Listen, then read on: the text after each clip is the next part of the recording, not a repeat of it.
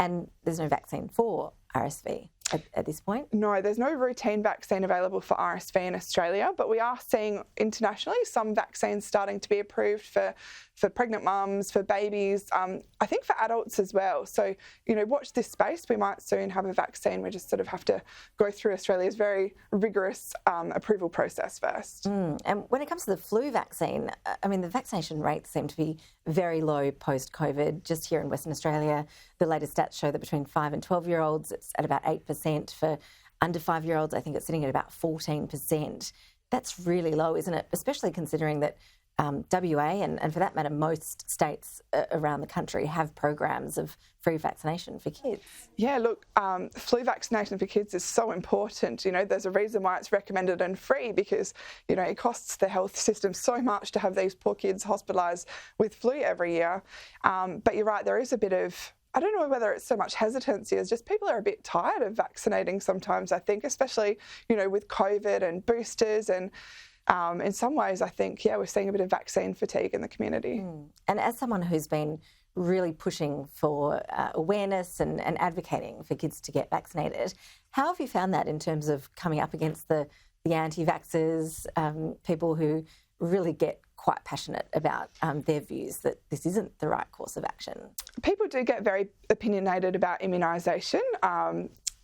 People are entitled to their own opinions, but not necessarily entitled to their own facts. And the facts are that, immunisation saves so many lives. So, definitely come across, some vitriol and some anger. But at the end of the day, my goal is to keep little babies like, my son Riley, like my daughter Lucy. I want to keep kids out of hospital. So, to me, it's certainly something worth advocating for. And out of the tragedy of Riley's death, there were huge changes in terms of the way that the whooping cough vaccine was promoted and the program in terms of the rollout among pregnant women. What sort of changes have we seen since 2015 to where we're at now in terms of the whooping cough situation? Well, when I was pregnant with Riley, we didn't have access to whooping cough vaccines during pregnancy. And it was after Riley's death that the government launched these free programs for pregnant mums across the country.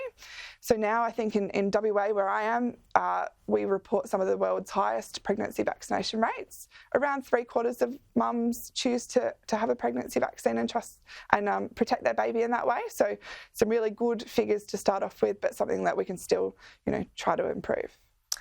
Okay, well, thank you for your advocacy. I know that when that happened back in 2015, I was getting every member of my family vaccinated as a result, and I think that you've really got that message out there. So well done on your advocacy. Thank you for joining us today. And RSV, I can't seem to get that out today, but a real problem that we're seeing a lot of kids in hospital. So I appreciate you coming in and talking to us about it today. Thank you. Cool. Thank you so much.